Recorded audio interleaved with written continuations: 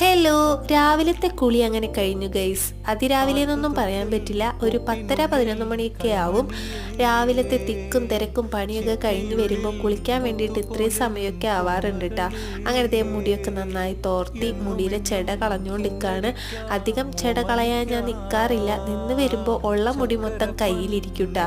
നല്ല രീതിയിലുള്ള മുടി കൊഴിച്ചിലുണ്ട്. അങ്ങനത്തെ ഒരുക്കമൊക്കെ കഴിഞ്ഞിട്ടുണ്ട്.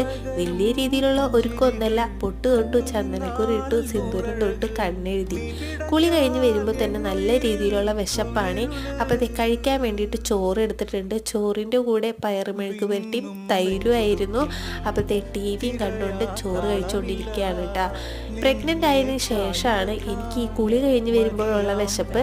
നമ്മുടെ വാവാച്ചു സ്കൂളിൽ പോയാൽ പിന്നെ ഭയങ്കര ബോറടിയാണ്. അപ്പോൾ ഇതേ ഒരു കിവി എടുത്ത് കുറച്ച് നേരം ടിവിയും കണ്ടുകൊണ്ട് അങ്ങനെ ഇരിക്കും. അപ്പോൾ ഇത്രയുള്ള വീഡിയോ ഇഷ്ടപ്പെട്ടാൽ ചാനൽ സബ്സ്ക്രൈബ് ചെയ്യാൻ മറക്കല്ലേ.